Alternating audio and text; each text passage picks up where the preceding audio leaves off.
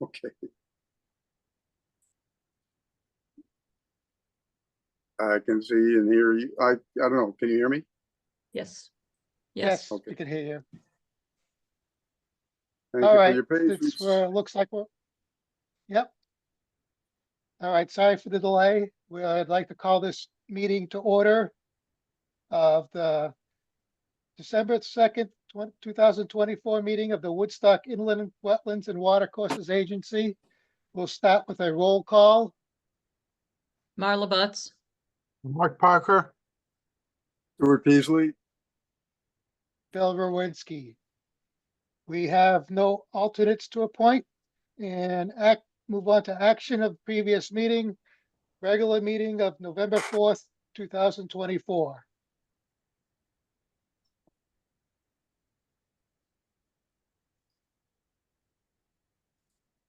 Sorry, I'm not prepared for the meeting. I'm doing a quick viewing of it at this point in time. I basically just Okay. had about five spelling errors.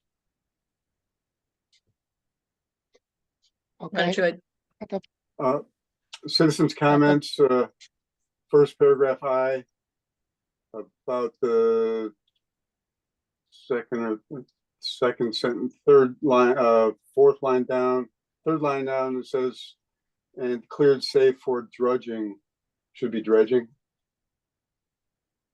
with an E, change the U to an E. correct. Mhm. Further down, we have dredging again after section 3 in citizens comments. Article 5, again, dredging, about the fourth line from the bottom. And then the third line was Margaret Washburn noted the pond is on bedrock and the material being roved.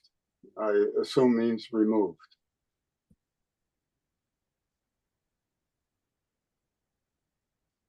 Yes, that would be correct.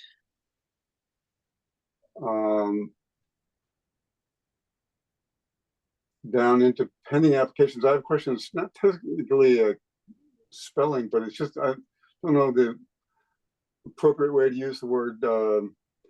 In AI1, Marla noted geotextile being used as road stabilizing geotextile. So I don't know if that's should be plural or what that actually means, whether we could have a clarification on that. It's considered a road stabilization textile. It's a type of textile. It's a type of erosion sediment control material, geotextile. So road stabilization. So instead of saying stabilizing, should be saying is being used is road stabilization textile instead of stabilizing. And So- then maybe add material. I don't know. No, that's the title of the material. It just Roads. seems might be confusing to somebody who doesn't know that. It's a term of the art.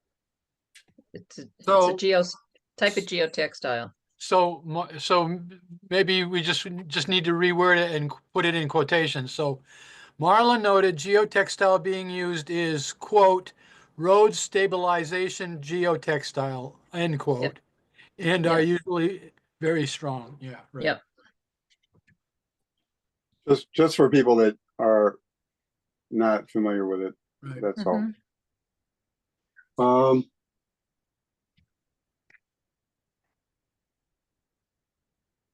Oh,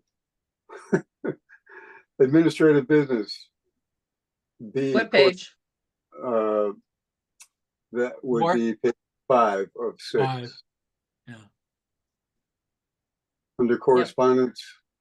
Yep. POC updates have been written by Marla Butts, Start Peasley, and Bill Rowinski. Stuart. Stuart. What? Last time it was Start. Yeah. That's the URT. Yeah. We go through. Let's see. We'll that's start it. with Peasley. We'll start with Peasley. Yeah. We'll aim there. Okay, that's about all I had. okay, back on page 1, at the bottom, the last sentence, dewatering and New England Aquatic has been hired to do a biometric map of the pond. Should that be bathymetric? I don't What- recall. I don't Yeah, recall whether it was it- bathymetric or Yeah, biometric. yeah, This is Don, it's, this is Don Gagnon. It's bathymetric. Mhm. yeah, BATHY, yeah. I know spelling, spelling bee, BATHYMETRIC. Yep. All right.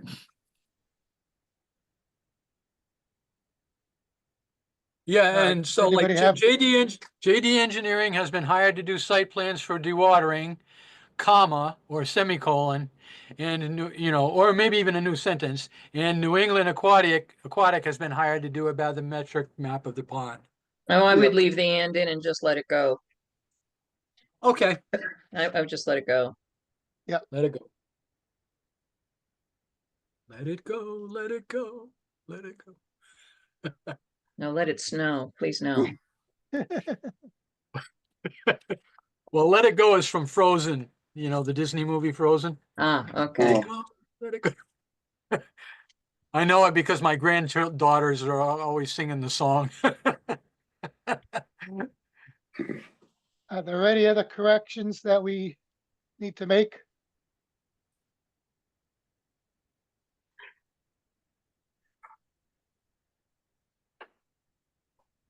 I didn't see any in my quick reading of it.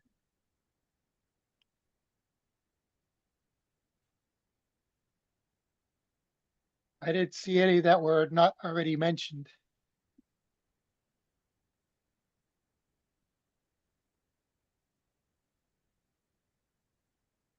Well, hearing no further corrections, I would entertain a motion to approve the meeting minutes of the regular meeting, November 4th. So moved with the corrections noted. Second, Okay, we have a motion by Marla Butts, seconded by Mark Parker to approve the minutes with the corrections noted from the regular meeting of November 4th, 2024. Is there any further discussion? All those in favor signify by saying aye. Aye. aye. Aye. No opposed and no abstentions. So the motion is approved. All right, moving up to citizens' comments.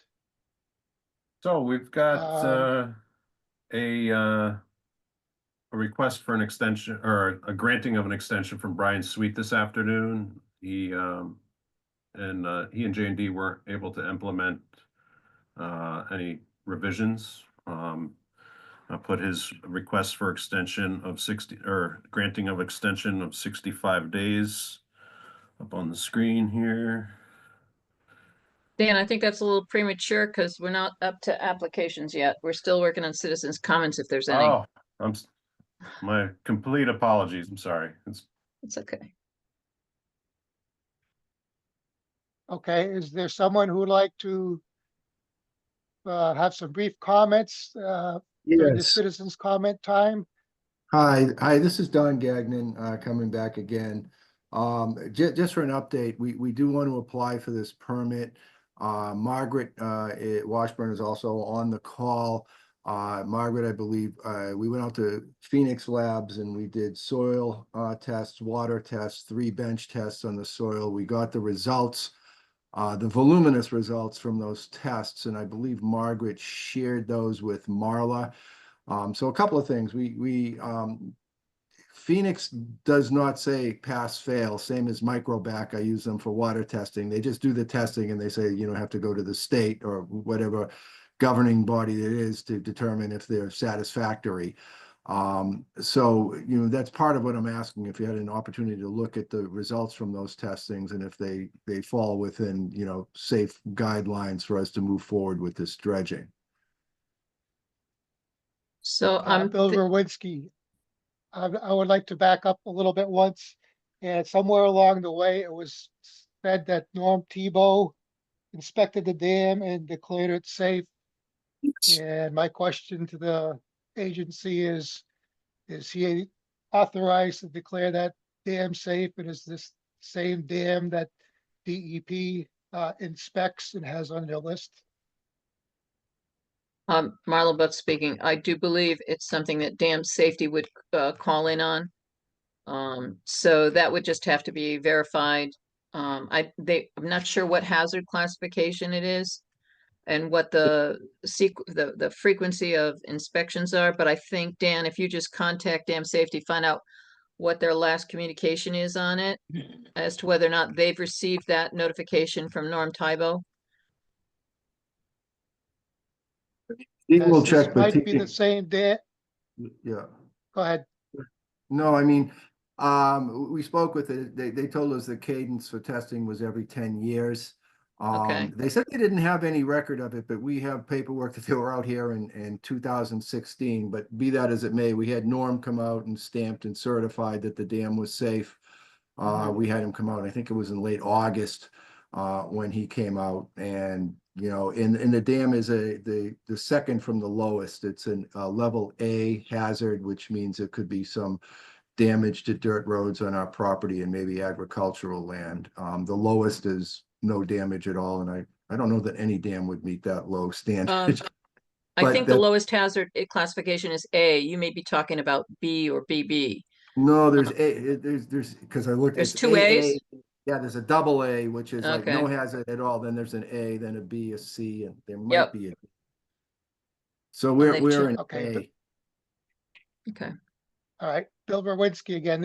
I'm bringing this up because it wasn't too long ago, maybe it was 2016, because time flies, where there was I believe, a dam inspection. There was an order to remove at least one or several trees from the bank of the dam. And I don't recall if there was another issue that had to be remediated also. And I don't know for sure that this is the same dam either, so. Yeah. I don't know. I mean, that's before my time. I just have the paperwork from back then, and I believe anything we complied with anything they told us to do. And all I have is the latest inspection from Norm and I believe late August, who looked at it and said, no, this is safe. This is fine. Do you have the And- dam number? I'm Yeah. sorry, I'm not Ah, seeing. I could get it to you. Get it to Dan. I've remembered a to- lot, but I'm not like the Rain Man with this. Yeah, there's a damn number. I can get it. Yeah, send it to Dan, and Dan, if you could double check with DEP Okay. as to what their opinion is of that, just so we don't have that as an issue rising up when the application comes in. Yeah, Dan, I'll get that to you. Thanks, Don. Yeah. I'd like to clarify something, if I may, please, briefly. I did not give any results to Marla. I gave them to Dan. Oh, okay. Sorry. It's okay. I just want to make sure for the record that the chain of command is all run through Dan. Yeah, and we sent them around to commission members, and they're also in the attachments section of this meeting.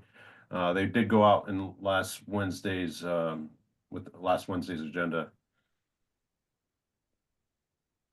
Yeah, so at this point in time, I think we have to just double check with, forward it to DEP Okay. and Oh, find out if they have any concerns. yeah. Here you go right here. The dam number is 16947. And it says hazard status, low hazard. Yep. And it has a name. It's called Laurel Ridge Dam. Thank you, Don. Yep.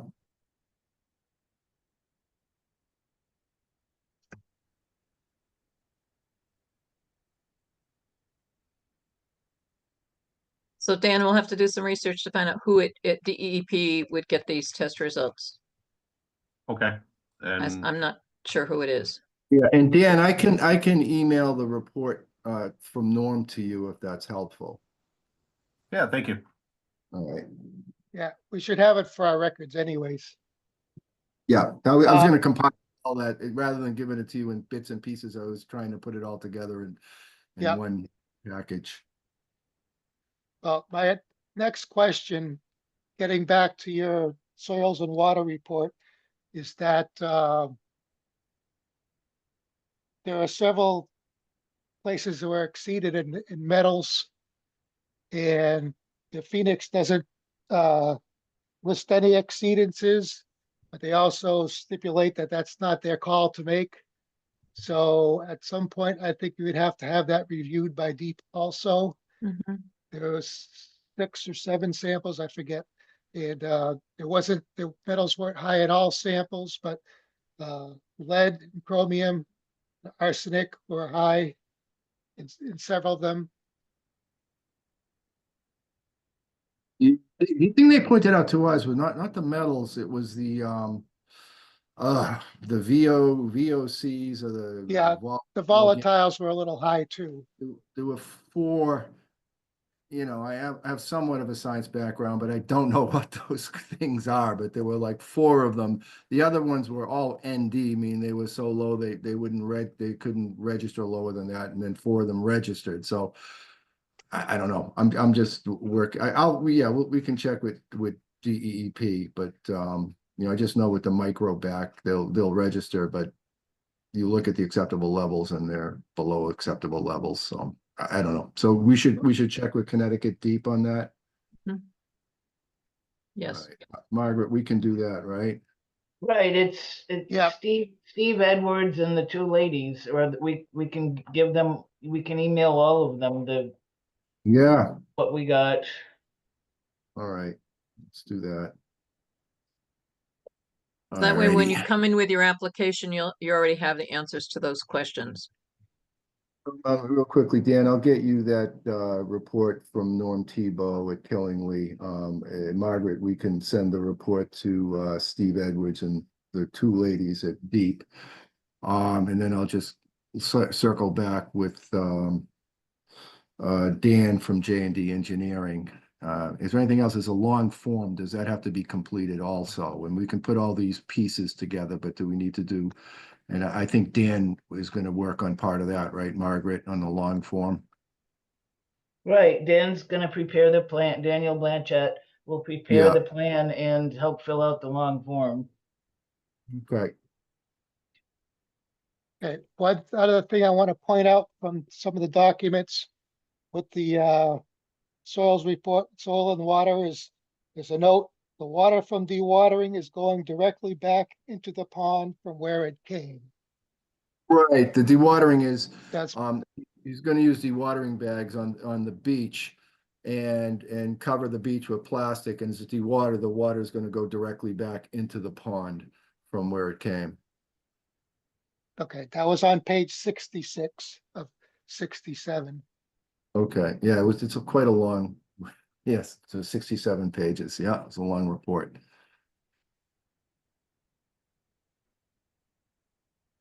Okay, I don't have any other further issues to discuss at the moment. We can discuss this report further at a later time in the meeting. Does Okay. anybody else have any issues they want cleared up? I guess I do, I guess I wanna know if we need to stick around for later in the meeting. No, it's mostly what I'm gonna discuss is just to walk through the report and review what it says.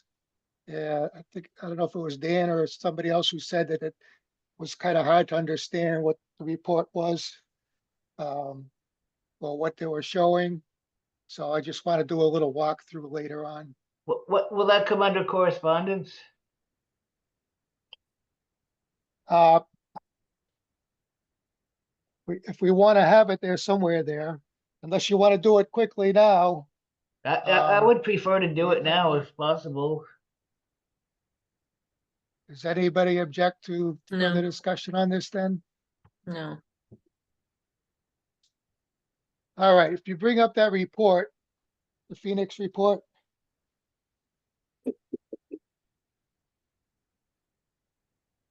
Okay,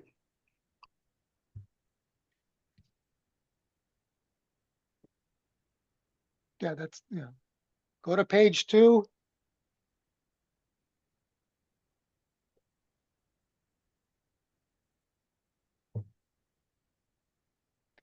Okay, there's the list of the samples that were taken and where they were taken from. I'm not totally sure what TB and the TB means in this case, but there's the list of the samples that were taken. Now, for each of these samples, there's roughly 6 pages of analysis that goes with them. And if you go to go to the next page.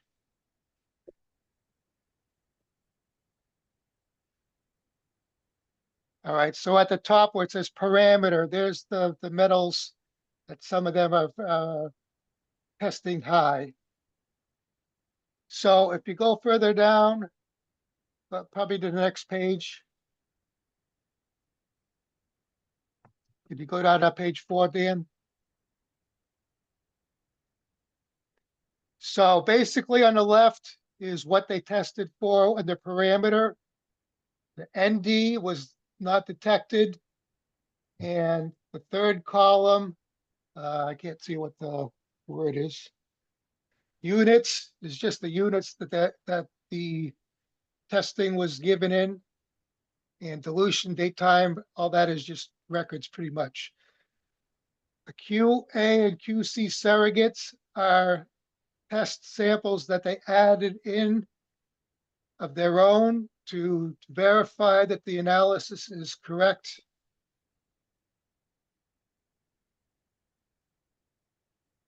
Do So you if know go what, down to, do you know what the RL/PQL in the third column at the top headings that means? if you go down to page 6, we might find that.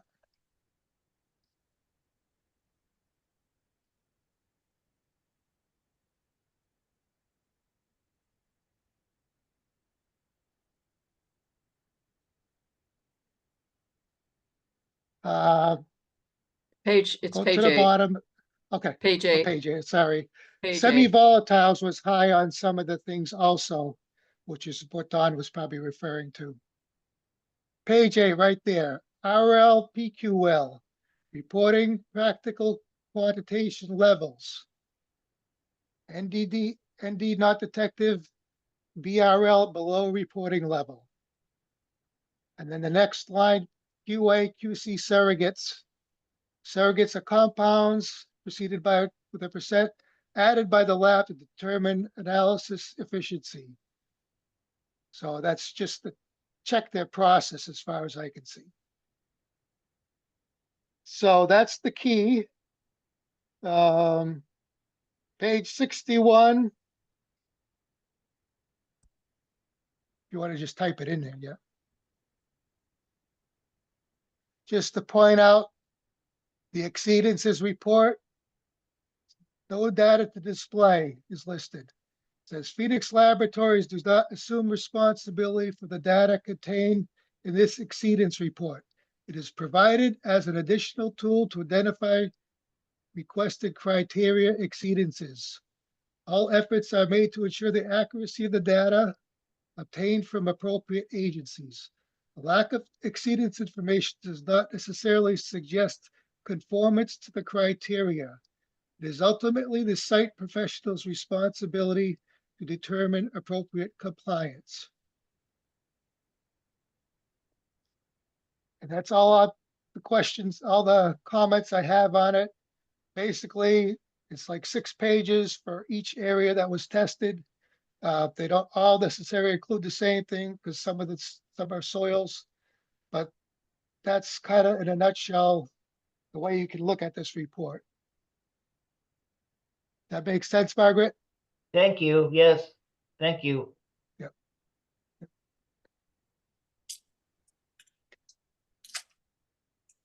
So I guess you would need to consult deep to see if the exceedances listed individually for each sample are acceptable, and if there's any special measures that need to be done for containment. We will do that. Because they might say, oh, you can't disturb any of that stuff because it's too much. Or they might say, no problem. So, Yeah, we just don't know. All right. Well, yeah, we'll do that. And Dan, I'll send that Norm's report out to you right momentarily. Sure. Margaret, I'll give you a call. When folks, again, thank you very much. We'll be back in touch. We're gonna get out to deep and get these tests reviewed by them, and hopefully they're gonna be fine. So if there is any limits exceedances, it would be helpful to have a map showing where the samples were taken from. So, because there might be areas where there are no exceedances and there might not be a problem with dredging that portion, as opposed to the portion if there's an exceedance, just to avoid it. My thought would be if there's any exceedances, they would probably be at the inlet end, if there's any potential contamination coming in from off-site. So I don't know. I think a map showing where the samples were taken from would be of value. Okay, If, mm, yeah, no, again, we did north, south, and middle, so we did, you know, mhm, was it the inlet, one was down at the other end of the pond, one was in the middle. mm. Yeah. What are Okay, sure. that last category when Bill was going over the soil and water samples, that last, can you tell us what that one was, Don? Which one was this? The last category? Can we go way back up to the top of the report? Page 2. Yep, please.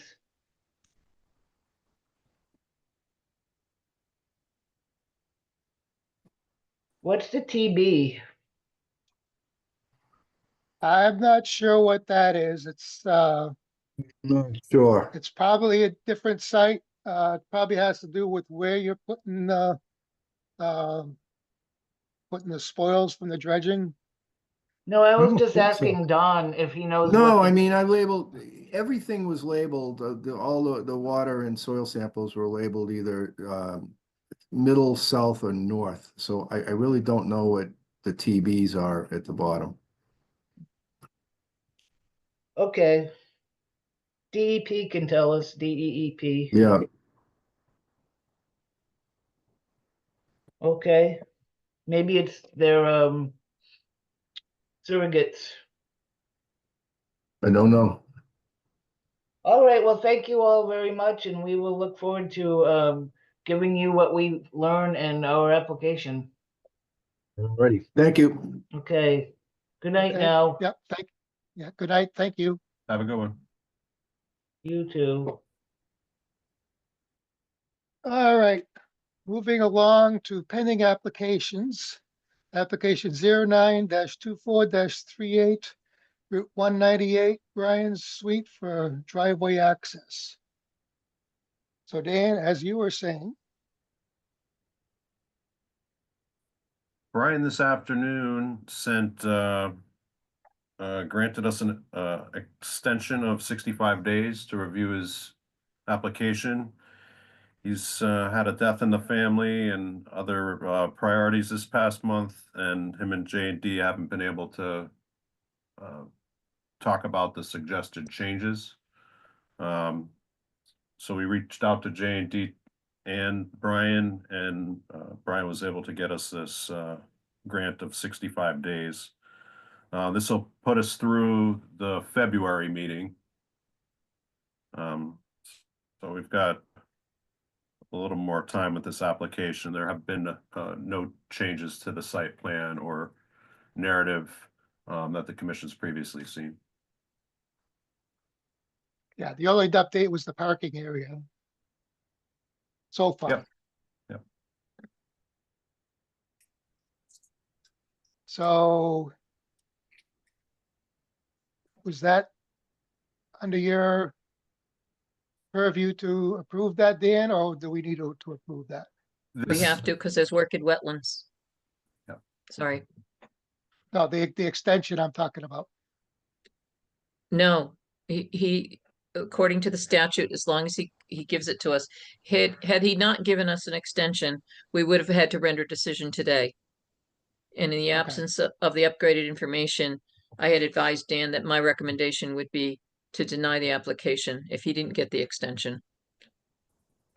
Okay, I'm just going through to verify procedure, so. Mhm. All right, so we're all set on that for now? Yep, I will keep working with J&D and Brian to, get, they, both of them were kind of looking for a little more clarity on the proposed changes. If anybody really remembers what we were talking about, we were concerned about runoff from the driveway, the pitch of the driveway, directing, wash sediment down into that wetlands area, and that a basin of some sort on the eastern side of that stone wall would be Mhm. an appropriate solution. Was there talk also of a culvert? Hmm. Okay. And Yes, yeah, Daniel was wondering why both, or why either of them. And I don't know if a little more context might help him understand what you're looking for over there. well, there's no really way to pass water from one side to the other at that riprap fill area. And what is the way that the road is pitched, there will be some collection. On the left side, as you're looking at the map, or, the upslope side. So not only are you gonna collect water, there's no way for it to get across that. The riprap might be sufficient to stabilize it, but I don't know that for sure. That was my question about that. And Dan, I had a question about the term tailings. I didn't know what that was.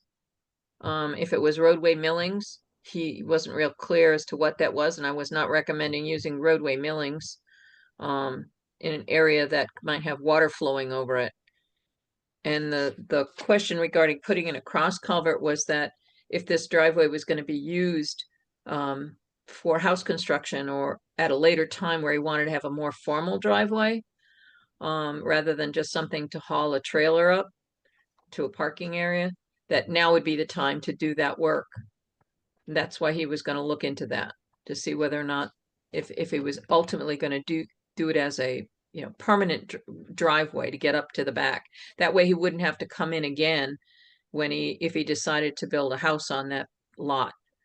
He wouldn't have to come Sure. back. He would already have his access way. He'd already have his driveway in its final form.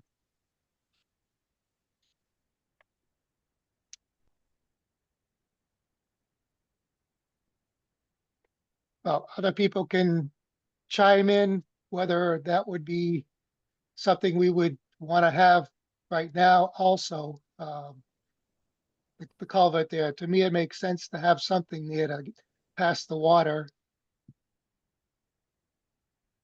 I would agree. I think from a long-term standpoint, because it's going to not be a paved driveway, it's going to get rutted and it's going to tend to water's going to be more difficult to predict which way it's going to go. That's why we suggested a settling area on the south side, right near that stone wall, and then a cross culvert at the low spot, just so he wouldn't have any problems in the future with runoff. Yep. Trying to get off the driveway. Okay, I'll bring those notes back to them.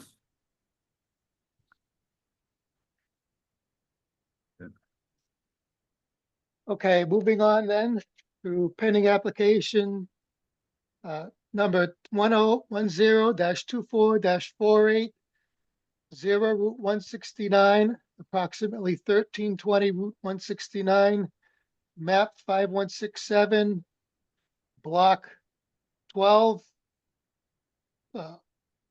land unit 06B. Morris Lewis for Investments LLC, new single-family home. So Archer sent us in a revised site plan over the holiday break. Was able to upload it today. I haven't been able to analyze it against the previous plan. At first glance, I don't see how it answers any of the questions that were posed by the commission that I relayed to Morris, such as why 2 pipes instead of 1? Why not the other side of the road? You know, why this configuration? Is the wetlands delineation that was conducted, no, whether it had a very old wetlands delineation, and is that delineation still valid? Okay, Dan, if And, you buy the site block, I mean, the title block down there, if you go a little bit more to the right. So you have 2 certifications here on the wetlands delineation. That was the only real difference that I could find. I don't know that anything else has changed. So those 2 signature blocks there, one that says KWP Associates, and then the next one, I think those were the things that were added to this particular drawing. And I don't believe anything else, or I haven't looked at it enough to know if anything else changed. yeah, and it didn't answer some of the questions that would generally come in a narrative to us as well. Let me pull up what I'd sent him.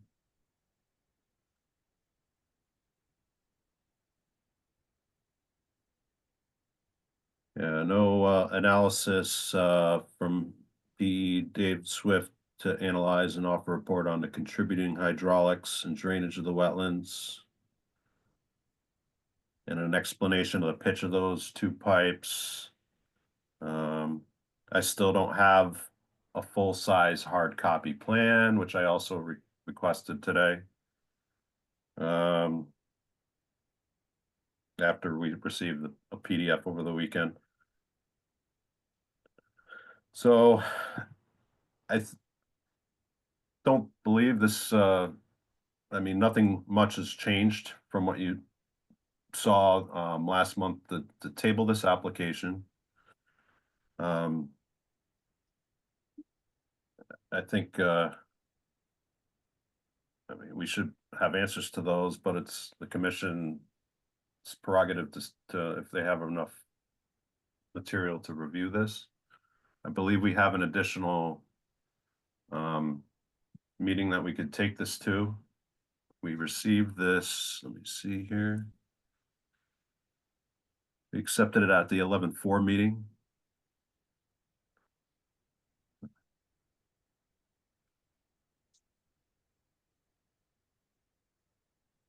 A decision would have to be rendered in January. Dan, that email that you posted or that you showed, is that on the web or could you send it to us? Yeah, I can send this to you. Yeah, please send it to us. Yeah, this is a PDF copy of it, so I'll send it when I get back in the office for my Outlook.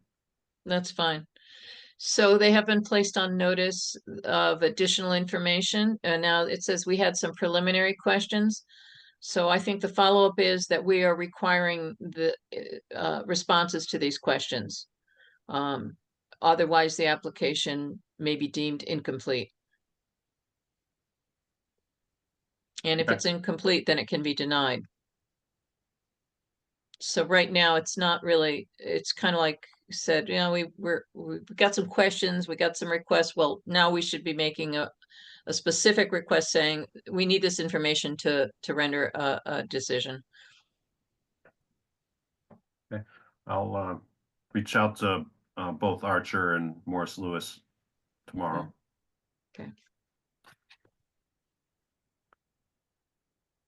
Okay, do we need an official action on that?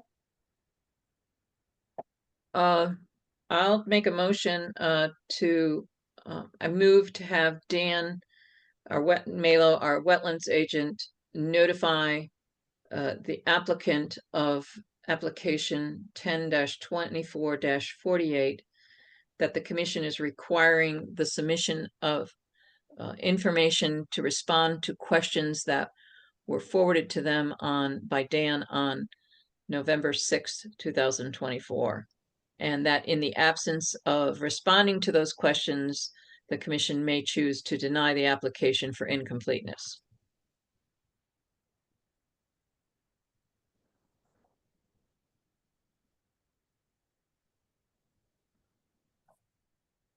Do I hear a second to that motion?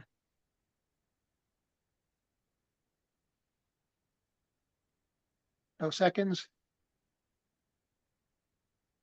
Where's Mark? Here, second. Okay, we have a motion by Marla Butts, seconded by Mark Parker to require the additional information that was requested in the letter or email, whatever, sent by Dan.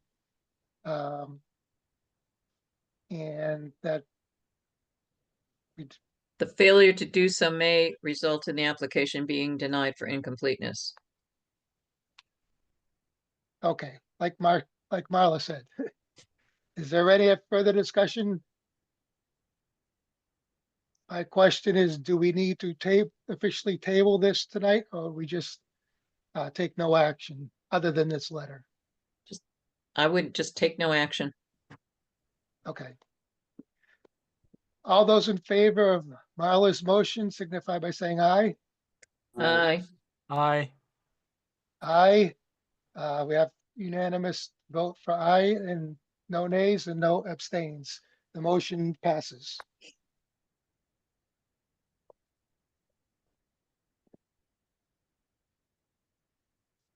Okay, next, new applications.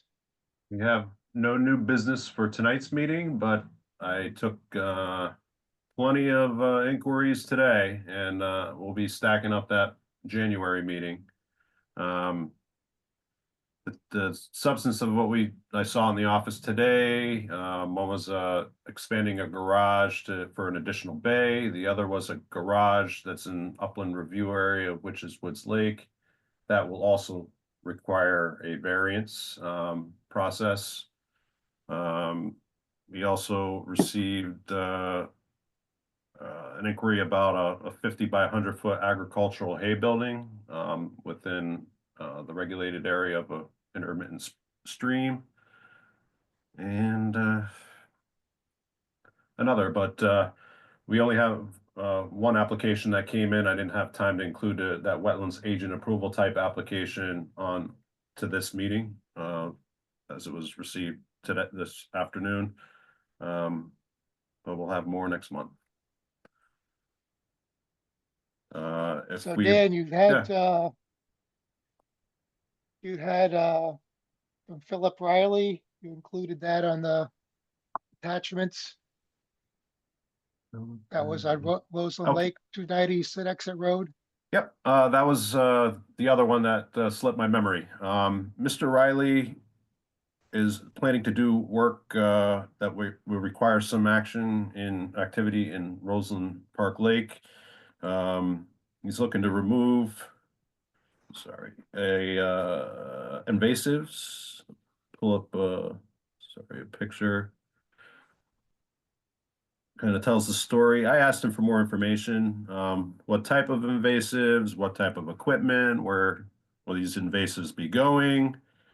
And he hasn't been able to, and I sent him the request for use permitted as a right application form and told him that that these applications have to come through the commission for that ruling. He had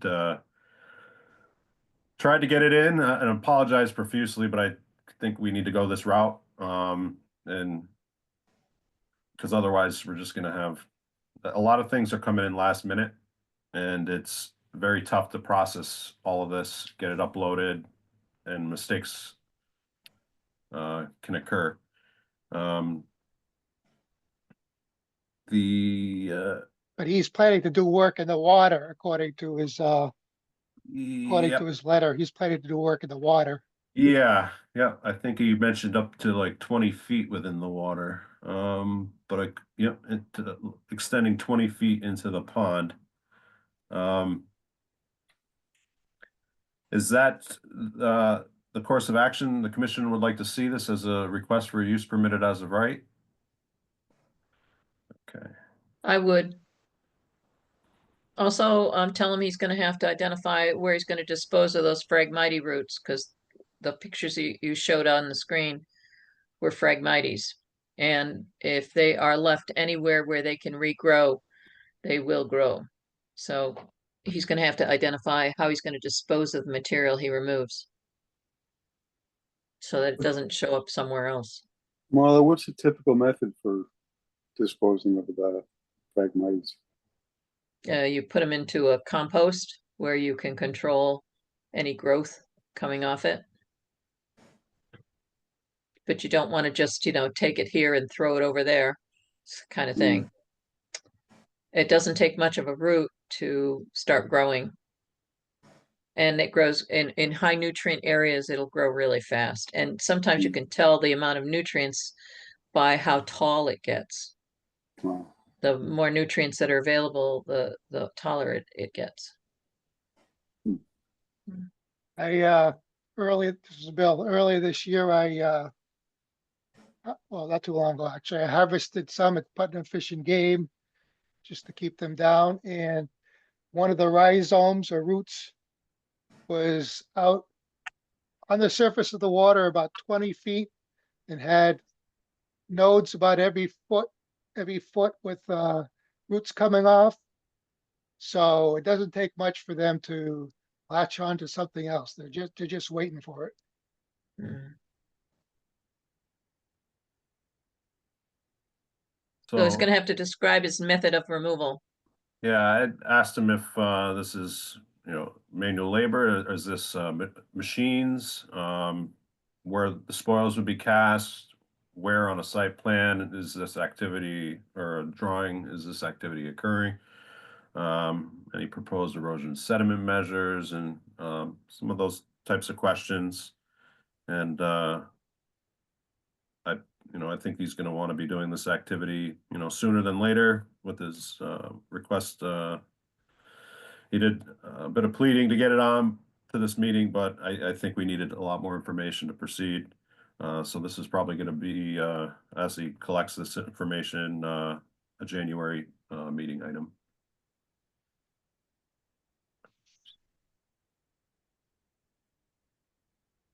Okay, seeing no new applications, we'll turn it over to Dan to discuss his collection of things.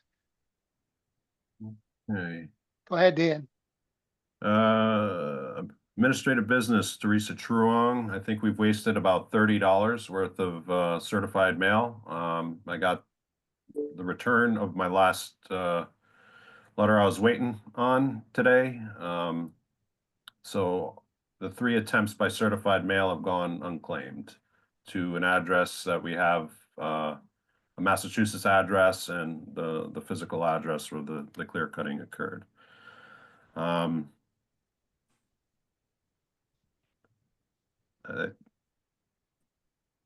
think I don't know where she's getting her mail. It looked as though she was planning with the block that was staged nearby some of this in that area, that she was planning some kind of patio or activity. Do we catch her in the enforcement process if she doesn't pull a permit for that? How do we catch her that time? It's going to take a little bit more strategizing. I mean, I could leave a door hanger. I've done that in the past. And go from there. I was really hoping that she'd get that mail in Massachusetts, but we got it back today at lunchtime, and $10. I mean, to send one of those that way. Well, you don't have to send it with a green card. You could send it just certified, Okay. and then you will get a tracking for it as to when it gets delivered. Because it's a notice, it's not like a cease and desist order. Cease and desist order has to go by certified mail return receipt requested, which is with a green card. But sending it regular certified and then doing an abode service of a copy, tacking it, or door hanger, as you called it, would be appropriate. And you can say you've tried to contact her multiple times, but I would only do it with a white slip. It'll cost you half the amount. And you still get the tracking. You just have to go to the USPS site to download the tracking evidence. And it doesn't come back. The certified mail, when it goes out that way, it stays, because they don't have to go to the post office to sign Sure. for it. Yeah, we'll try that. And I'll let the commission know if we get the response there. I'll be able to drive around the lakes on Thursday afternoon with a bunch of other inspections, so I'll take a picture of this moment in time to see if there has been any further development without permits in regulated area. But also I'll try that other method of getting this letter to her. So we've got, I don't know if we want to save POCD for later, but we've got, Bill. Bill noticed a pond on Child Hill Road, drained over by the creamery. And I spoke with one of the young family members, and I wanted to get clarity from the commission. He said it's a fire pond. They've never had to go through that process before. And is there any special differentiation for fire ponds for regulatory status, or how has the commission treated fire ponds in the past? Because it didn't feel like he felt agreed.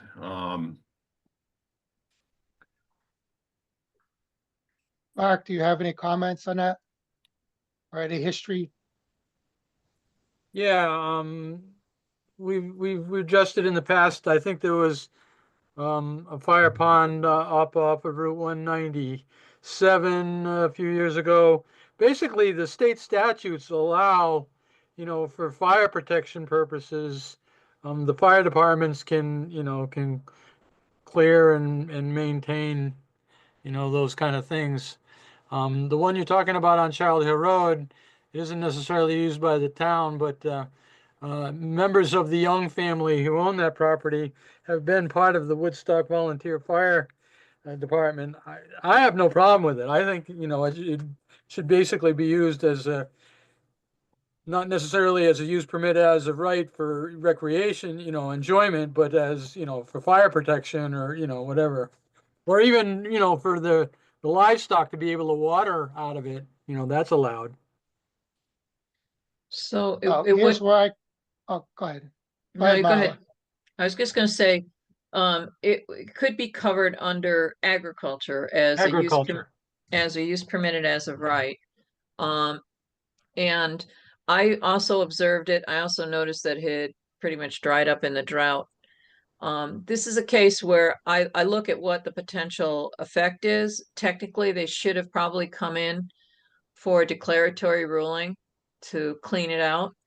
But I have not pursued, I would not have pursued this because I didn't see any adverse effect. The pond was already pretty dry from the drought that we had. Yep.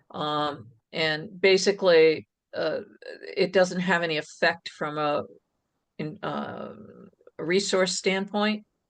From the standpoint, it was not used by waterfowl very much. It's not connected to a water course. It's an isolated pocket. It's not a vernal pool.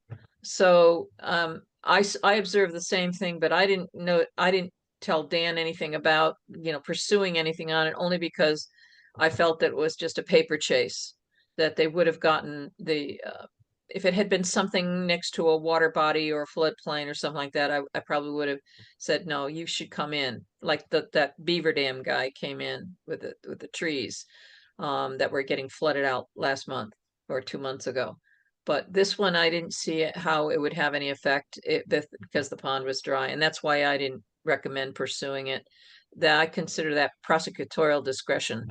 And if they did something somewhere else that had an actual environmental impact, an adverse environmental impact, then I definitely would tell them they've got to come in the future for that kind of stuff.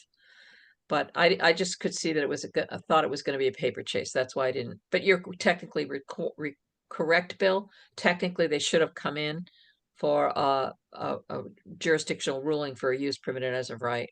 But do we have it mapped as wetlands? Was there any water in there when we were there? I mean, I've seen cattails in there, so it would have classified as a marsh. So it would be classified as a water course, technically. And those cattails are gone now because they cleaned them all out. So, yeah, that's why I Okay, didn't well, pursue.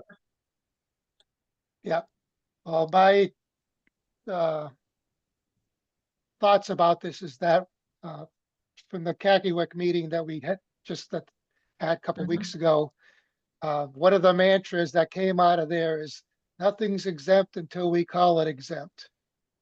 Sure. That's So correct. the fact that we choose not to pursue it, that's another story, but you know, they should come to us no matter what for that. Mhm. Number two, if there's cattails in there, where did that go? Did it infect another water body, or did it go into the street, Buddy Brook, and it's gonna get further discharged there?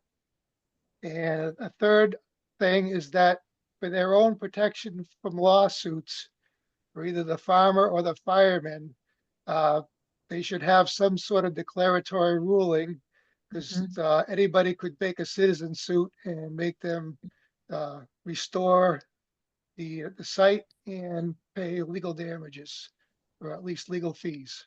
Mm.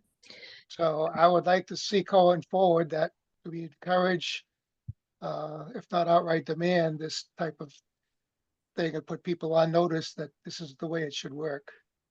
So maybe Dan could get in touch with the Ag Commission, because the Ag Commission is the one that gives advice to the agricultural community. I mean, we had uh, uh, what is it? A dry hydrant they came in for a permit.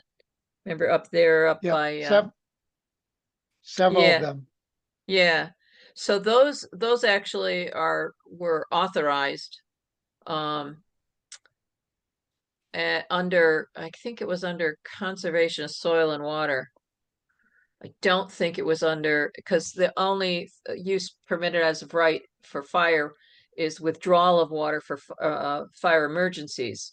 It doesn't talk about fire ponds. But most of the farms here it could classify as a farm pond essential to the farming operation if it's going to be used to protect against fires, or used for irrigation even. So maybe there needs to be some communication with the Ag Commission and ask them to send the message out to, if they're going to be doing work in wetlands and water courses, just to touch base with us to make sure they get the clearances they need. The fire departments should be contacted for that also if they're maintaining these fire ponds. I thought there was something about withdrawal of fire. Yeah. So it's a non-regulated use. The installation of a dry hydrant by or under the authority of a municipal fire department, provided such dry hydrant is used only for firefighting purposes, and there is no alternative access to a public water supply. For the purposes of this section, dry hydrant means a non-pressurized pipe system that A, is readily accessible to fire department apparatus from the proximate public road, and B, provides for the withdrawal of water by suction to such fire department apparatus, and is C, permanently installed into an existing lake, pond, stream that is a dependable source of water. So I don't think this pond would classify as a fire pond per se, it wouldn't have a dry hydrant because it's not a reliable source of water because it's not always there. And it's not deep enough. There's not enough volume there. I think it would be good practice to get people back into the routine of checking with the commission on these activities. I do agree with Marla, though, to some degree. This one's a paper chase. I think a good we'll be sending a message in a sense if, when we review the solar dredging activity and post, well, I guess we wouldn't be posting notice. Actually, we would be posting notice for that since it's a individual permit that would be seeking. That a dredging is an activity that you should check in with the commission about. Mhm. But I And we're will not, Dan, we're not charging any fees fee for for that. declaratory rulings, are we? No, Yeah, not so present. it's a simple thing that they just have to apply for it, tell us what they're doing. Like the guys who did the dry hydrants there up in near I want to say it's Chandler Schoolhouse Road. I think that's where it was. That was one of them. Yeah, They did it right across from Muddy Brook Station too. that was another one. Yep.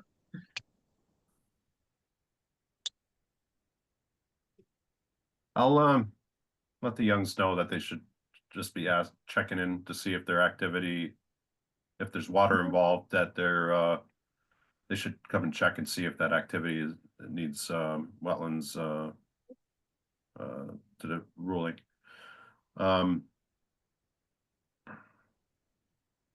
Forgot where my thoughts were going with that.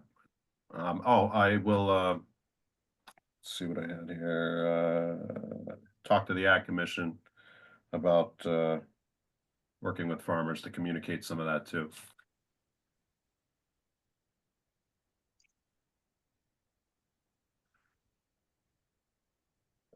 Other correspondence, Maura Roby at the Conservation District is she got approval to apply for some grants to, I think, related to stormwater management.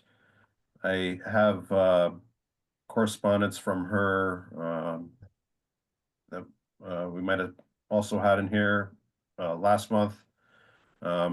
She'll be meeting with Chandler, Jason Scranton, and I at some point, I believe next week, to discuss her progress on this grant seeking and how what it could, how Woodstock can share a part in that. I do have a bunch of new correspondence that kind of just came up over the weekend here. We've got the organic sediment report that I uploaded. We reached out to Diane Ivkovic for FEMA about the status of the new flood insurance rate maps, and it's taken longer than their original projections, as it typically does. Let's see what we got here. Yeah, on the screen now, here are her projected timeline for new flood maps in our area.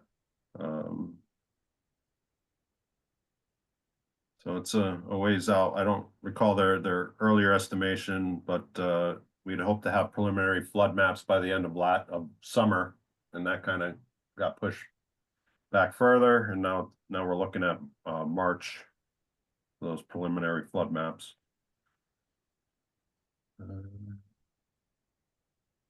And we covered the Senexit Road invasives, Phragmites. And Marla sent around another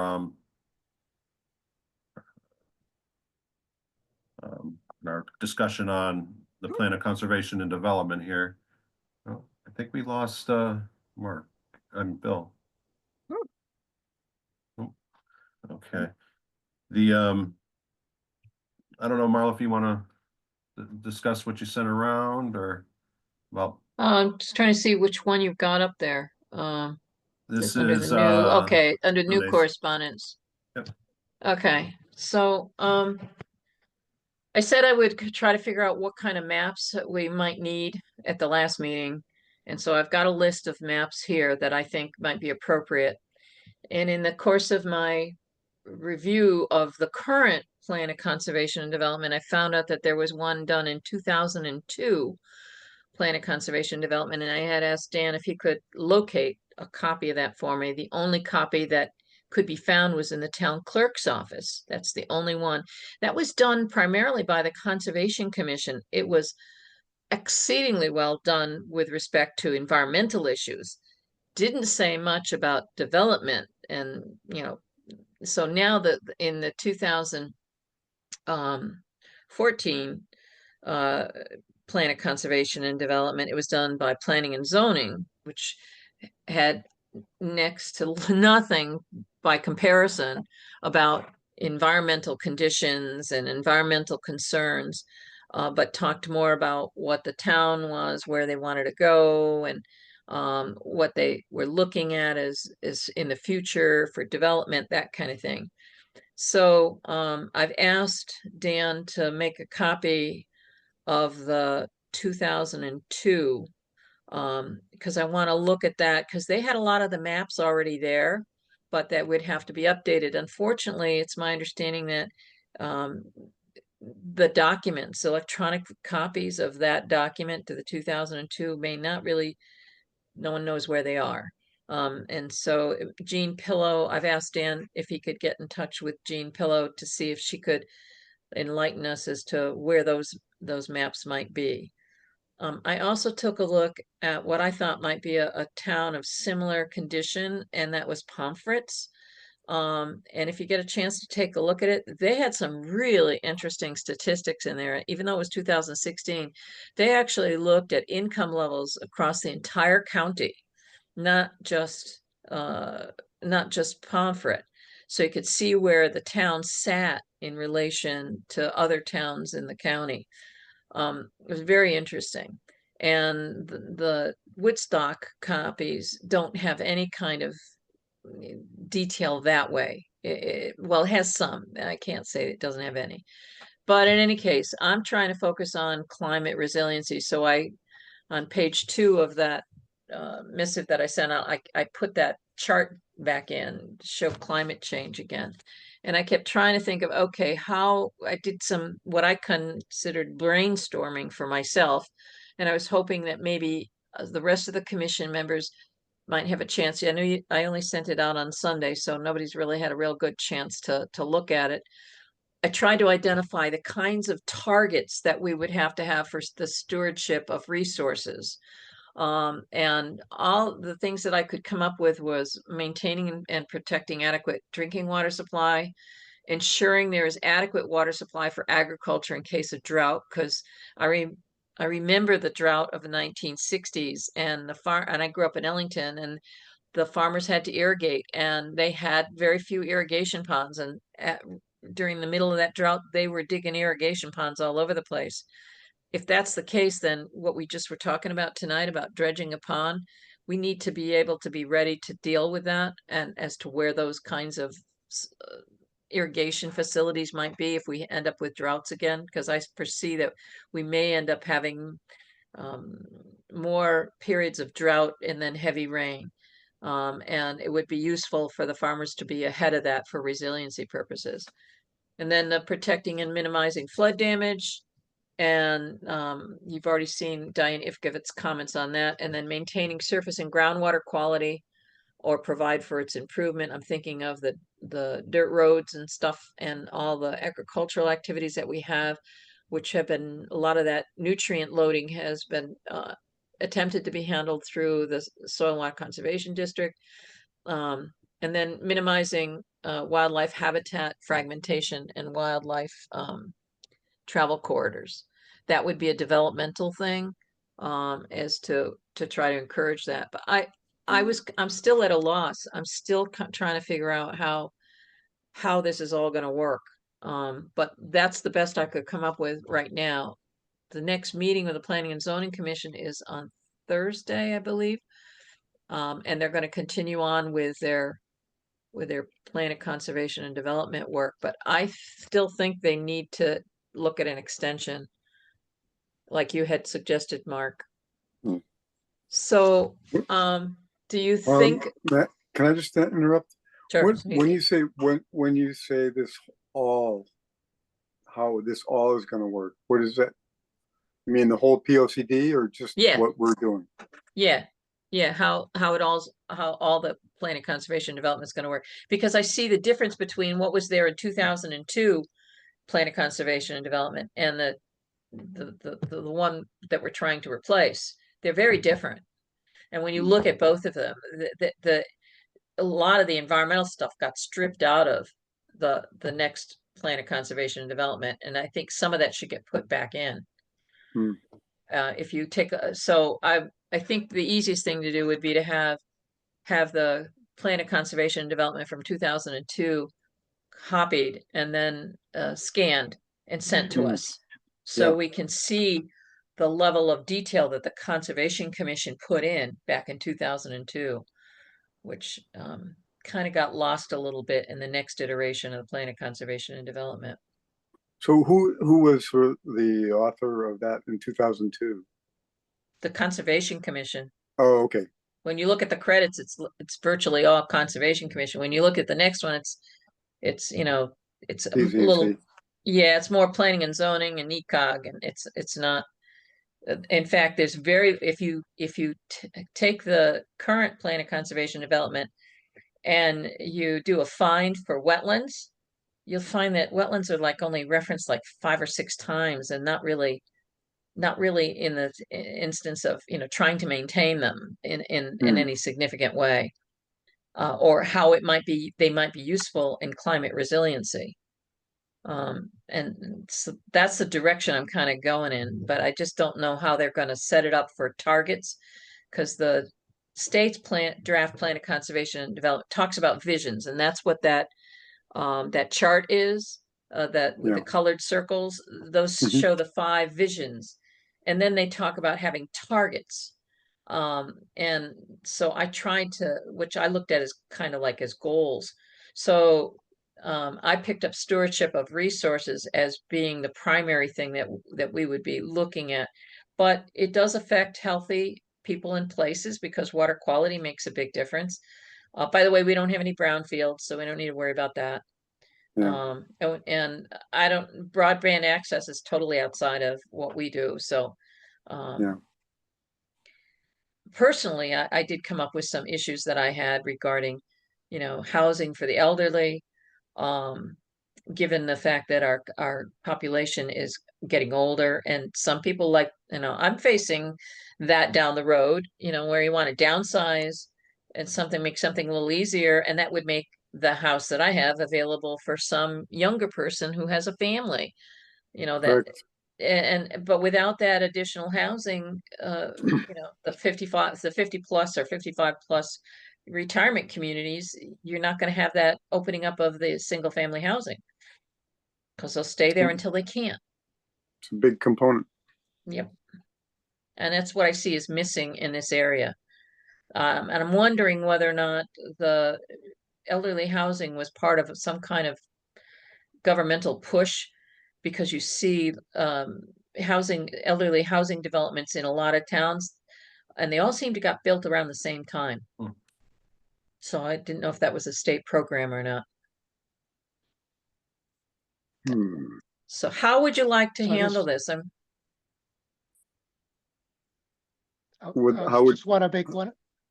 Hmm. Let me just, Bill, make one comment, particularly about the housing, is that my brother-in-law is a realtor and he's down in Virginia. And I said, well, all the baby boomers gonna retire and, they're gonna die and stuff, and there should be all this housing available, that prices should go down and everything. You said that's not gonna happen because there's so many people have been shut out so much already that you're never gonna catch up to the demand. Mhm. oh, But I don't think Woodstock wants to change its character that much. And Yep. and if you want to make housing available to younger people, then you have to get the older people a place to go. And that would ease it up without really changing the character of the town a lot, without having intense development. Because one of the things I heard at one of the meetings was there was a discussion about how in order to have multifamily housing like apartments, you had to have a minimum of 10 acres before you could have that multifamily housing. And I think Delia was questioning whether or not, that was kind of reducing the capability of having, multifamily housing in town. Well, I thought about it. I said, well, maybe the reason why you want to have 10 acres is you want to make sure you got enough watershed to supply, that you're not putting too much intention, intensiveness on your groundwater supplies, so that by making, there'd be larger lots for multifamily, like they're scattered around town now already, that you're capable of, if one system fails, you're not failing a whole bunch of people. Anyways, that's not what we're here to talk about. I thought we were here to talk about wetlands and water resources and that kind of thing. So what do you want to do with Well, this?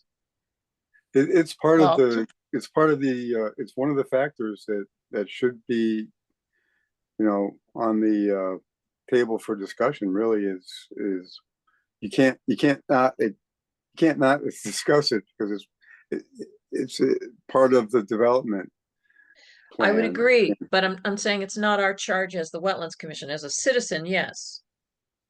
But not for the Inland Wetlands and Watercourses Agency. I think the focus of the Inland Wetlands and Watercourses Agency should be telling them what we think they need to do with respect to our resources, our But water resources. there's a balance. There's a trade-off Yes. sometimes Yes. with certain properties that may be appropriate, Mm-hmm, and yet they might have issues with wetlands, mm-hmm, and at that point, then there may have to be some consideration given mm-hmm. for balancing the priority at that point. So it is important to have that in our wheelhouse for discussions, because if we're just going to say, if we're not going to be flexible on this, then that's quite all right. But you have to make that determination, flexibility or not. Yeah, well, the public policy set forth for the Inland Wetlands Act makes it clear that it's a balancing effect. Yeah. That Okay. that you have to balance things off, but that can be done in many different ways. How a developer Yeah. picks the property he chooses to do a particular development. In the old days, and back in the 70s, when the law was fairly new, developers would buy large tracts of wetlands and propose to fill them all to build housing units. Yeah. They don't do that anymore because they know that it costs money to do that just to get through the regulatory process, and there's no guarantee they'll get it. So Yeah. the idea is to guide them in the directions where they can be successful and that they can Right. get a benefit. If I know in some municipalities, maybe larger municipalities, but I think that there's a process where there's a trade-off. If there is some encroachment that is likely to occur, that the developer is asked or requested of him or her to make something else somewhere, some other location, be absolutely defined as wetland that wasn't before. So a trade-off, okay, so you need to put in housing, you need that 10 acres. So it's incumbent upon the developer to look for another location to add 10 acres of wetlands. Well, those are things down the road where they're talking about changing the zoning regs. And the Okay. plan of conservation and development is the jumping off point for changing the planning and zoning regulations. So, and the subdivision regulations. So, Would that be something that we should discuss now and say, here's a implementation or a technique for accommodation of certain situations where that we could anticipate happening? No, I don't think now's the time for that. I think that's when Okay. they get into changing the subdivision regulations and the zoning regulations, that's when you have those discussions. I don't think you do it now. Now is just saying, where are you now? What do you have now? And where do you want to go? That's what this document is supposed to do. And unless we have the data saying where we are right now, that's what the maps are supposed to be for, is to help identify where the areas of limitations already are, where you might have limitations in water supply, where you might have limitations in traffic, where you might have limitations because you don't have, transportation system, or you don't have public water supply, or you don't have city sewer. Now's the time to look at that, to say, okay, this is what we have now, this is what our capabilities are, and this is where we'd like to go. And then from that, then you can go and change the subdivision regs and the zoning regs. Basically just taking inventory of what the resources are, what Right, and what you'd stewards like of it these- to, how you would Yeah. like ultimately to use those in a generic sense, not in Philosophically, the details. philosophically, Marla, is creation of wetlands and a concept that for mitigation of loss of wetlands, an It's idea very, that it's very tricky. It's very tricky. It takes somebody who's got an understanding of how to do wetlands creation. And there aren't a lot of people out there to do that. So the first thing you look at is, what alternatives do you have that minimize your impact? And then if you have an unacceptable impact, is there a way that you can mitigate that? So typically I don't look at wetlands creation because it's dicey. It depends on what water supply you have, what the soils are, because the soils can make a big difference of how successful or unsuccessful it is. Because a lot of our wetland systems have mycorrhiza, which is like fungi, mushrooms and stuff. A lot of the trees, like the maple trees and stuff, they use that as it's a symbiotic relationship. So if you try to do wetlands creation and you don't have wetland soils already from some other site, you might not be able to get the kind of growth that you want to have and the kind of habitat that you want to have. It's tricky. I don't recommend that as a means of relying on that to get us a development through.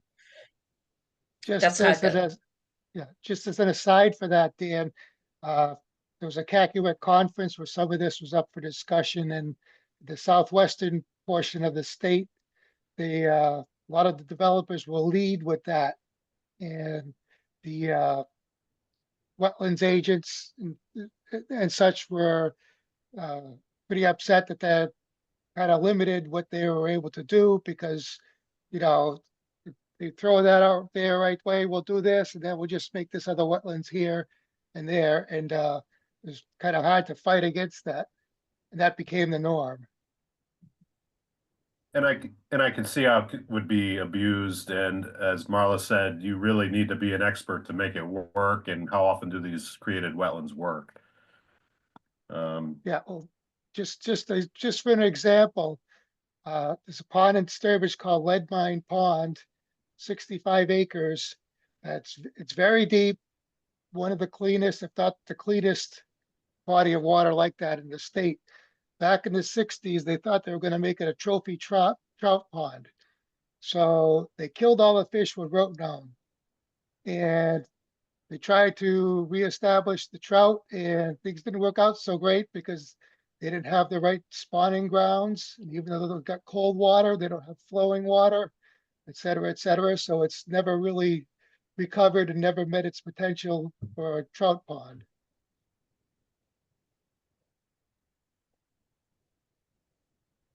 So you could try to create, but potential is not there. It's not going to happen. I think water does what it Even- wants. Yeah, even trading off wetlands destruction for wetlands enhancement, which is what, Bill, you're talking about, is an enhancement of an existing system, that doesn't work either very well.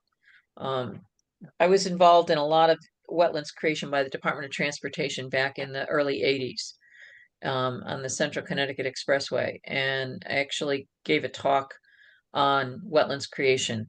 And DOT's done a lot of studies of their creation areas. So I don't think that that's something that we need to look at in the plan of conservation and development. That's not really the direction. I'm just wondering, what direction do you think we should go in? Well, Marley, you kind of started with stating a problem. and then suggesting solutions to that problem.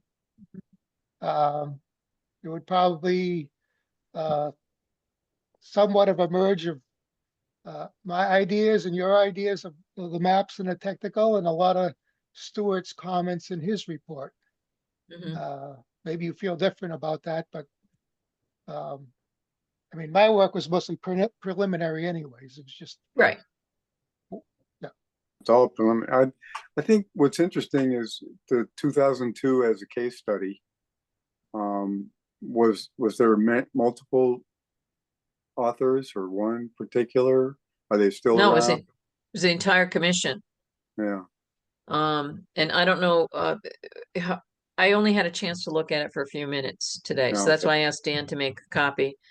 And then if he can scan it and send it to us, then we can see, what's in there. But there was a lot of good information, environmental information that got left out in the next iteration, which I thought was too bad. I'm hoping that Gene has a PDF copy sitting around in a dusty hard drive somewhere that's easy to share. It is bound, and the clerk didn't really want us to take it apart, but Yeah, but you can Xerox that. That's yeah, one of page by those page. plastic binders. Yeah, you Yeah. just have to Xerox it page by page. Unfortunately, it's 67 pages long, so or something like that. It's not bad. It could be the zoning regs. What you won't be able to get is the maps, and the maps are foldouts, and in color. They're on 11 by 17 size. I think if you took it, I think if it had gone to someplace like Chase Base, Graphics, they could actually reproduce it. Yeah. They could take the binder off. It's one of those plastic binder things and put it Rebind back it. together. Yeah. I'll find a way to get that to you. I think it, for comparison purposes, is gonna really show what we deliver to the PZC. Well, I just don't know what the PCC is going to have as a format for their thing, because they're so different between the 2002 and the current one. And so I don't know what format they're going to go towards in the future. And I know they're working with NECOG, and if it's going to be similar, I'm wondering if it's going to be similar to that like that Thompson got, because I think NECOG may have helped Thompson a little bit in developing theirs. But maybe you can find that out from Delia. And at that time, was there a town planner or was it NECOG? Delia, I believe, was town planner in And 2002. oh, really? I believe so, because she was the town Okay. planner, I think, for 17 years. Before they did changes under Alberts, and she ended up going to NECOG and being hired through NECOG as the planner.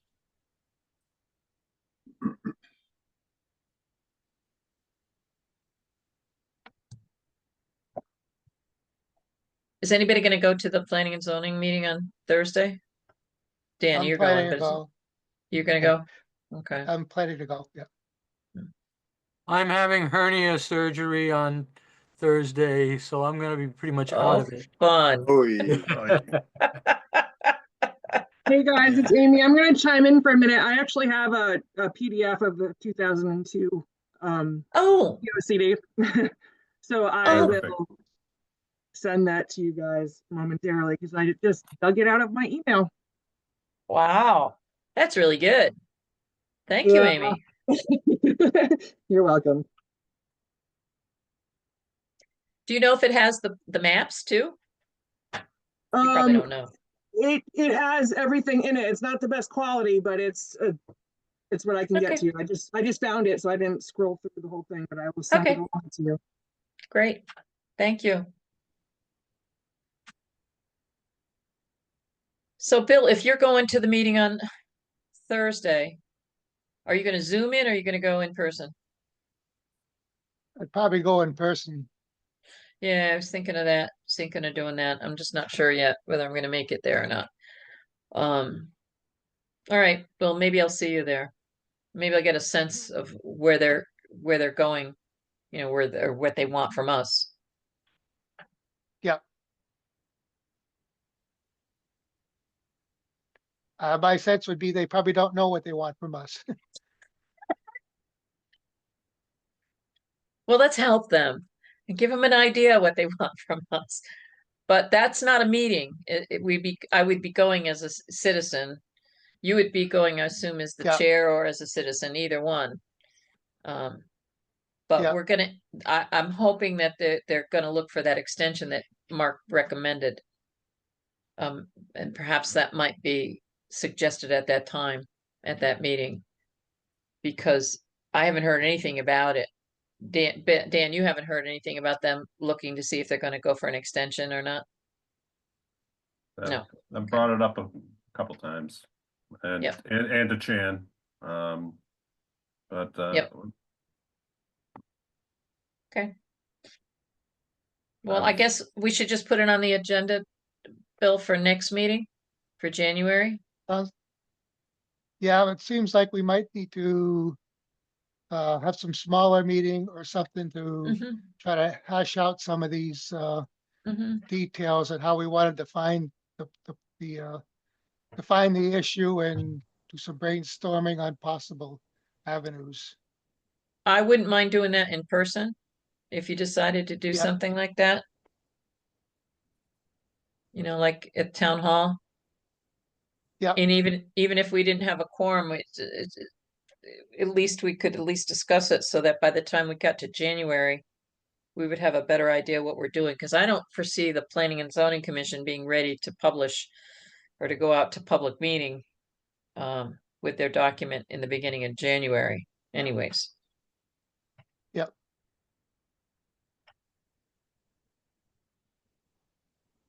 All right, well, let's try to get together and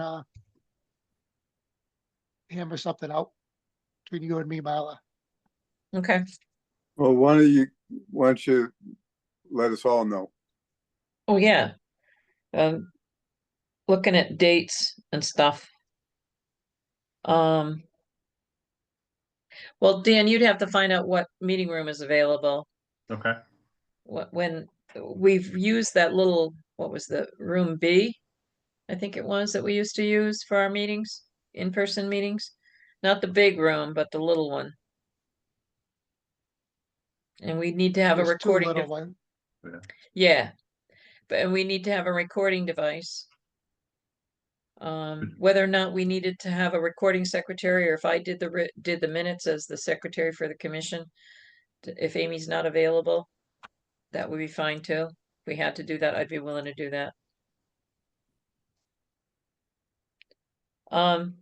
Christmas is 3 weeks from now. So if you're looking at having a meeting, when would you be thinking of, Bill? What, I just have so, no idea at the moment, so all right, uh, looking what before kind or of- after Christmas? probably as soon as we can if we're gonna get ahead of this. If for nothing else, just to define the problem and brainstorm on some directions. So we'd be looking at next week. And I'm not available on Wednesday of next week. I could do a Thursday. Could do a Tuesday. You can't do Tuesday, that's Fishing Game Club. Yep. So it looks like Thursday or Monday. I won't do Friday. So Dan, if you could check to see if there's anything available Monday, the 9th, or Thursday, the 12th. If one of those small rooms are open. Okay. How's And that look for you, Stu? Yeah, I think that works. Either I think those? I'm flexible with that. And And I what, can't, the 16th, I can't do the 16th. No, okay. what time of day would you all like? I don't have a problem with time, but Bill works, so he's probably looking at the evening. I'd prefer Yeah. Thursday. Mondays are not good for me. Okay. So we'd be looking at Thursday, the 12th or Thursday, the 19th. Those are a couple of days. Okay. do Why don't you- we try hard for the 12th, because once we get to the 19th, it's gonna be crush time for a lot of stuff. Yeah, yeah, And- exactly. PZC has their meeting at 7 o'clock, or sorry, 7:30 on the 19th. So Okay. let's see if we can get something on the 12th at Town Hall. Okay. And so the effort is going to produce something for the 19th meeting or just for somewhere down the road? Somewhere down the road, because we don't know how far they're gonna be. Okay. And we probably won't know till Friday, till this coming Thursday. We can try to get an outline together. And that way Amy will have gotten us the PDF of the 2002. Yeah. We'll have a chance to look at that. And help give us some ideas. And you looked at Pomfret's POCD Yeah, it's online. from 2016. Yep, So we can all get a chance to look at both of look at these. that too. Yeah, Yeah. that was interesting. It's just that Pomfret is a rural town like Woodstock is. Very, Yeah. very similar.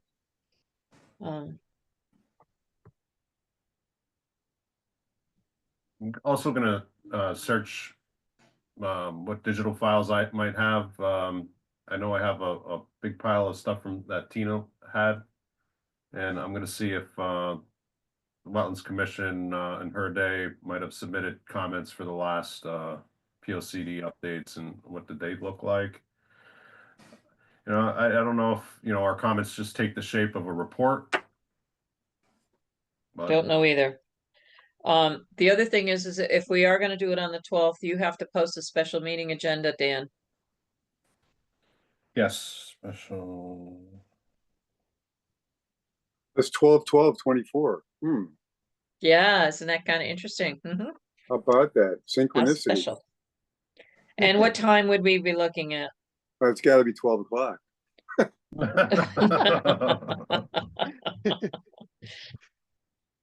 Mark, do you have a preference as to time? No, I don't. Bill, what works for you then? You're the working man here as well as Stu. Well, I should be out of work and available at as early as 4 o'clock, but I don't know that you want to make it go really late either. So No, Let's allow for an hour, hour and a half. 6:30? Sounds- 6:30? 6 that is would fine. probably, Either one's that would good for work. me. I could make it work. What about you, Mark? On the 12th, Yeah, 6:30. All right. okay. All right, I'll check for the room availability and let everybody know and book it if it's available. Then the only question I have is if we have to do a recording of it, we'll need a recording device. Do you have one in the office? Yes. Unless Amy's available, but that's a special meeting. And I don't know payment. I don't know how that payment works, so. I think we can use a phone, and I believe I've got a recording device somewhere too. Yeah, we should have a recording device that we can download the WAV file. I have two of them, so I can always give you guys one of mine. I have multiple. Yeah, so if Dan gets it that way, you don't have to be there. Because we're not gonna be, I don't foresee us making any motions and stuff like that. The agenda is gonna be a special meeting agenda. So the only thing we'll be talking about will be the plan of conservation and development. And that's it. I mean, the minutes don't have to be real expressive. So that's why I don't feel problem drafting them. So Dan, if you get a recorder from Amy, that would Okay. be good. And figure out how to use it too, because I'm not sure. I've never taken a recording Well- from my phone, so I don't know how to download it. If I were to do that, I can only do video, and that I don't think we want to do video on a phone. Recording this type of stuff on the phone is really challenging. It takes up a ton of space, so you're better off with the recorder. Yep, yep, okay. Thanks, Amy. Well, I got it booked in my calendar for now as a tentative appointment. There's two other rooms downstairs, so that perhaps one of them would be available. I just sent you the document that I have. It did not have the appendixes or the maps, but it was the 27 pages of content. It was a reply to Marla's POCD draft that went out to all of you.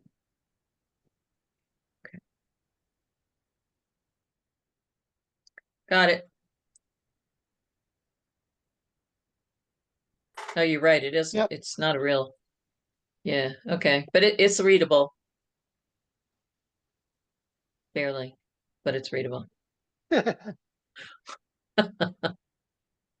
Nice picture.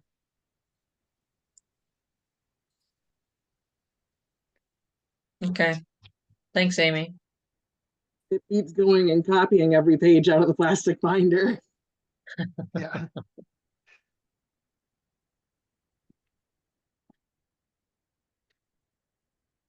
All right, is there anything else that we need to discuss this evening? I don't believe we have any. Go ahead.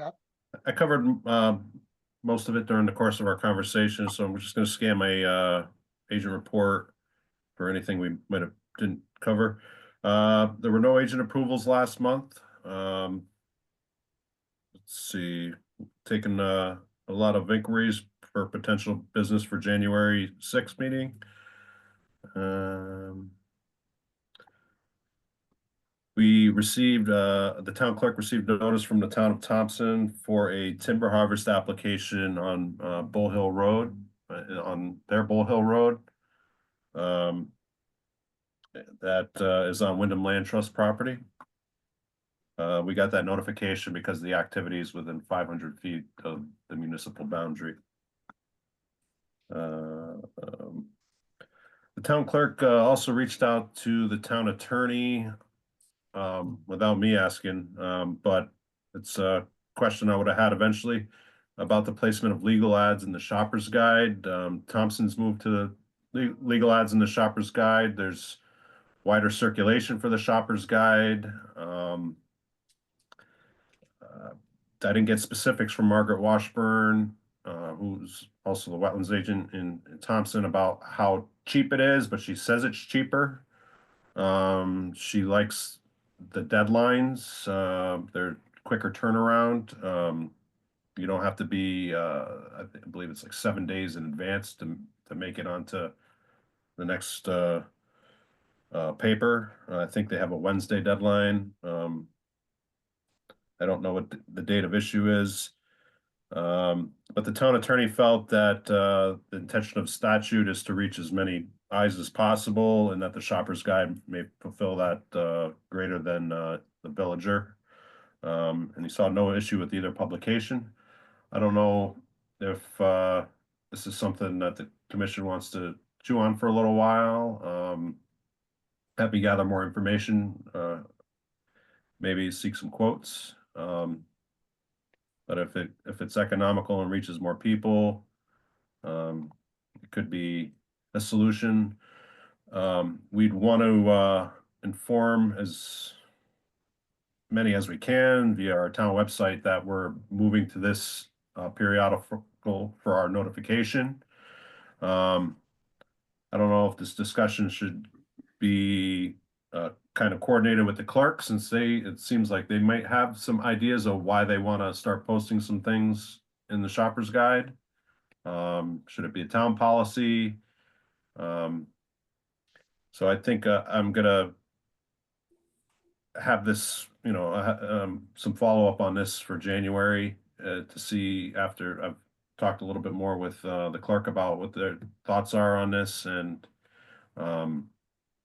have some numbers to bring back to the commission. I'm sorry, the agency. But I think they look pretty good in the shopper's guide. I read the shopper's guide. I think Pomfret also places ads in the shopper's guide. Town of You know Putnam. what Do you know what the circulation comparison is? No, I don't know. But I think the shopper's guide in the top corner says it reaches X amount of households. It's tough to say what the villager is, but I can ask the villager if they have statistics that they could share with us since the question came up. I don't want to tell them that we're shopping around.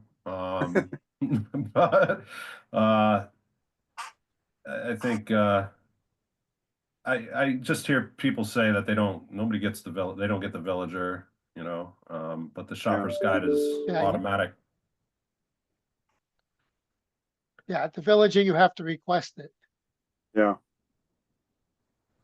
Yeah, but once you request it, it's coming there all the time. The only thing I don't like about the nonstop. shopper's guide, it would be nice if the shopper's guide is going to start taking legal notices.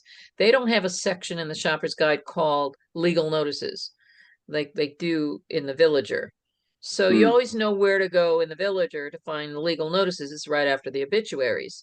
So it would be nice if the shopper's guide really wants to drill, drill up this kind of business, it would be good if they had it a separate section rather than having them spaced all through the place. You got to kind of go through the entire thing in order to find it.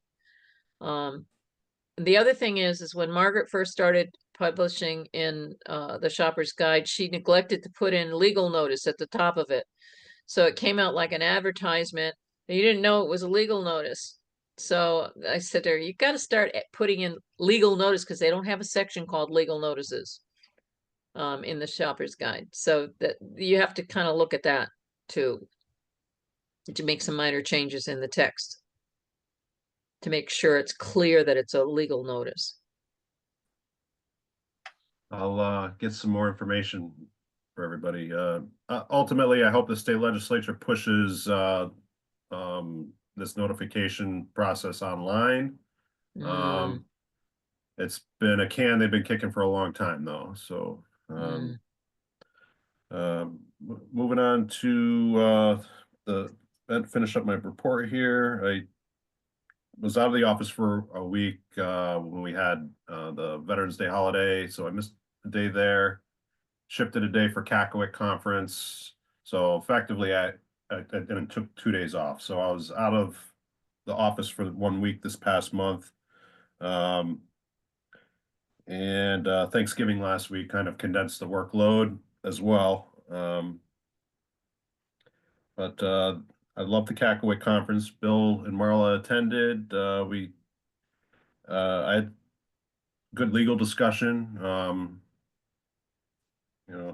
Phrases that come to mind all the time, especially in approaches, especially use permitted as of right rulings, and creatures of statute, and there's always something to take away from that. I don't know if anybody wants to talk about their experience in a second, please feel free. Side note that isn't in this report, I passed Casio session 2 for the zoning, so I won't be missing a week out of the office again for that. I missed 2 weeks this past year. There were week-long trainings and certification process on Friday, or a test on Friday. To get my Casio zoning certification will require a capstone report on a local enforcement matter.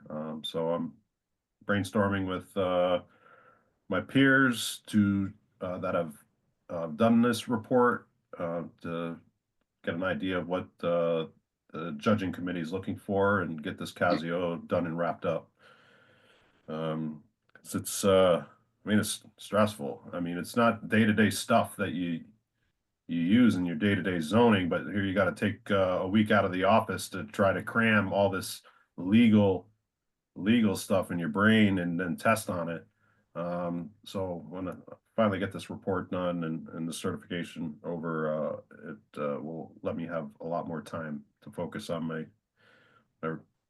statutory responsibilities. I posted the 2025 meeting calendar in the attachment section. We approved that last month. If anybody's got any questions or anything that I missed or any requests to follow up on something, please let me know. It's a juggling act to get all this stuff to you, and sometimes I miss some things. You would note at the beginning of the meeting there was some difficulty with the Zoom meeting link that I'm going to work out with the clerk. The clerk posts that document to that sidebar menu on our page. We have a new assistant clerk. I don't know if something got lost in translation. But we did have to change our Zoom meeting link out of caution. The Planning and Zoning Commission was Zoom bombed at their last meeting with some pornography. And so we kind of wanted to refine our protocols to make it a little more difficult for that thing to happen. Who did that? Any idea? Human resource. Poor Crystal, Human Resources had to review the recording and then submit a report to Zoom. I think we get an IP address, Oh, but I don't know, what really is done from there. Yeah, it was fun conversation at parties. I'll never forget it, unfortunately. It was kind of put up on the big projector. oh, You're lucky you missed it. you can't unsee that. No, you can't. That's too bad. But we'll try to iron out any of the Zoom issues. I'm hoping it didn't, stop somebody from being on the meeting that wanted to be on the meeting. So we'll have the Zoom link. It changes every month, or is it the same? It's the same, but they don't want it to be posted on the meeting page. Okay. They want it clickable in the agenda, but for some reason the clickable properties of that PDF weren't enabled when the clerk uploaded the agenda Okay. to the website. Yeah, that very frustrating. It happens. I mean, I was scrambling to get all my links, making sure the links I put up today worked, and this snafu kind of happened. But I understand how it's happened. It's happened to me before, where I kind of had to learn a lesson. And this is a lesson that I should double check that link is working, because that's sort of the gateway for many people to our meeting. So it's good to have it as an attachment in the meetings. Yeah. Okay. But I'm disappointed that link didn't work where people typically get that from. Yeah. But it's a learning experience. Yeah. So that's all I had. Unless anybody's got any questions or instructions to look into something, or but I hope everyone had a happy Thanksgiving and good holidays coming up, and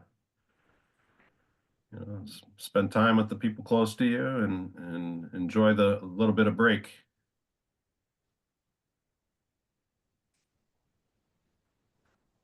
Very nice. Okay, it looks like we don't have any citizens for comment. So I would entertain a motion to adjourn unless somebody wants to bring some other business. Stuart Peasel here. I make a motion to adjourn. Second. Okay, we have a motion to adjourn by Stuart Peasley, seconded by Mark Parker. All those in favor signify by saying aye. Aye. Aye. Aye. I saw Marla's lips move. So unanimous. Hold on. I was muted. You Yeah, were. aye. Yep, aye. Aye, Captain. Yep. We'll adjourn this meeting at 9:06 p.m. Thank you very much, everybody. Thank you, Dan, for all your work, and thank you for Amy for your work as keeping our minutes. It's a big job, and for both of you, they are a big job. So thank you very much, and have a nice holiday season to everybody, and hopefully we'll see you next week sometime. I appreciate it. Thank you. Have a good All right. one. Thank you. Have a Thank good you. one. Yeah, good Take- night. Thank you, Take care, everyone. everybody. Good night. You too.